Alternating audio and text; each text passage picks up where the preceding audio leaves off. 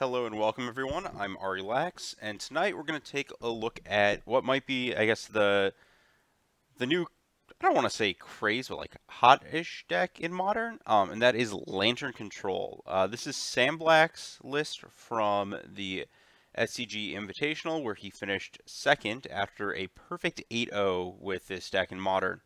And I've tested the new versions of this deck a bit, and I'd like to get some more reps in, especially with some more information. So the first reason to really kind of re-explore this deck is that War of Invention has been added to the deck, and the deck's been tuned to really take advantage of having additional copies of all these tutor targets. As you can see, the suite lets you have main deck Grafdigger's Cage to shut down Snapcaster Mage, which was previously a card that could cause issues for this deck. You have main deck Witchbane Orb to shut down certain combo decks. It lets you trim on bridges and have effectively still 7 bridges, along with all of your other ways to find stuff.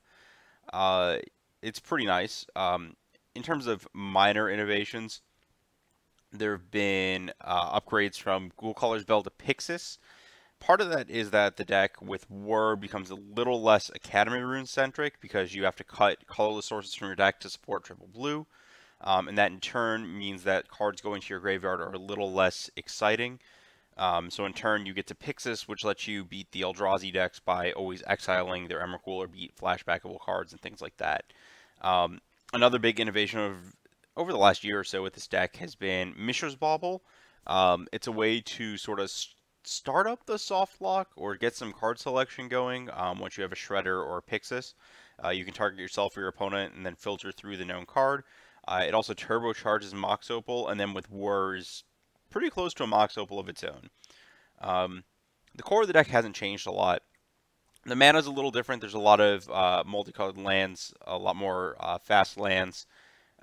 You'll notice no Inventor's Fair. I'm not sure how I feel about that. I like that card as kind of a safety net, but not the most relevant now that you have other tutors.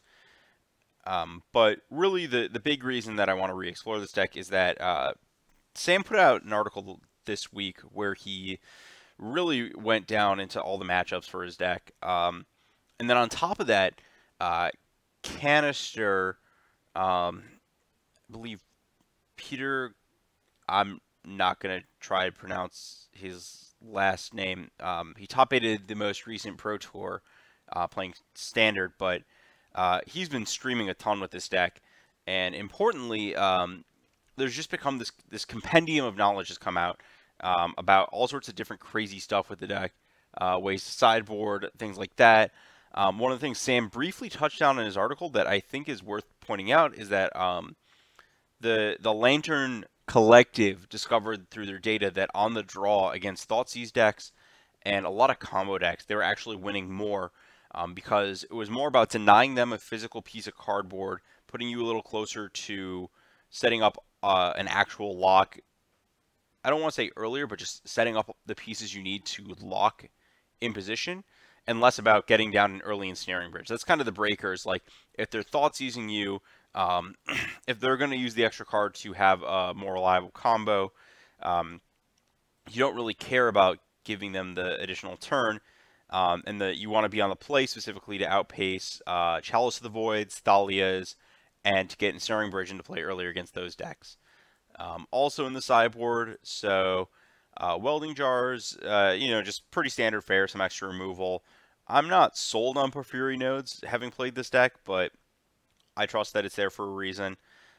Search is interesting. Again, I'm not sold on it.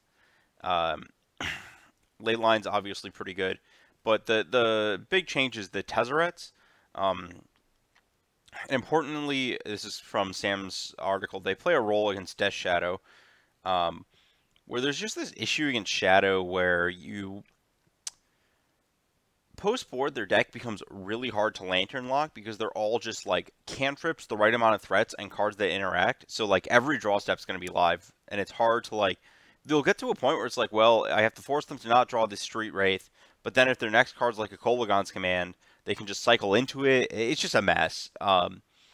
So you're changing your plan to landing a bridge. Don't get too worried about that. Protect your bridge with Welding Jars, and then land a Tezzeret and kill them with that faster than they can draw cards out of that softer lock. Um, so that's kind of interesting. And again, the drawing first part of the deck is super interesting to me. Um, so yeah, I'm really interested in the upgraded tactics of this deck. Um, I may or may not play this at Grand Prix Oklahoma City still. I think that it plays to a lot of my strengths in terms of evaluating what matters, playing quickly to a determined endgame, like a downhill control deck. It's got Thoughtseize. At the same time, it's kind of precise. Pithing Needle's matchup dependent. Um, and I still have some concerns. So in my previous testing, I had found the affinity matchup to be lacking. This list compared to the previous list, you lose out on like some number of abrupt decays, some number of pithing needles, and I think a couple of pyrites and the ability to recur them. And it's just a lot harder to beat affinity when it's a lot harder for like you're a little slower at like pithing needling down Ravager and plating, so they can sneak in that last lethal attack pretty easily, especially because you have less ways to kill their 0 power creatures. So I kind of had those issues with the deck. And similarly, cutting Pith Needles and cutting Ghost Quarters specifically and Surgicals makes the Tron matchup pretty hard. Previously, that matchup was really interesting. There's a lot of things both sides could do to win the game in weird ways.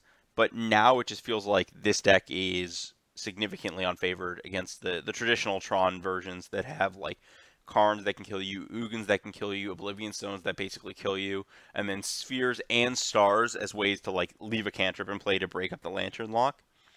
So I think that there are definitely downsides.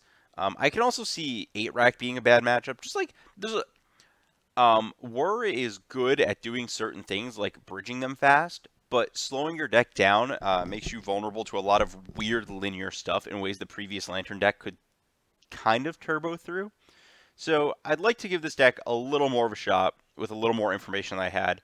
Hopefully I'm sharing useful information to you all about how to position. And then even more hopefully, all my opponents concede as soon as they're dead. And if they're not, more hopefully, I'll find the timestamps and cut it and let you know what happened so that you don't have to watch the 8 billion turns of I've won the game, but we're just waiting for them to lose.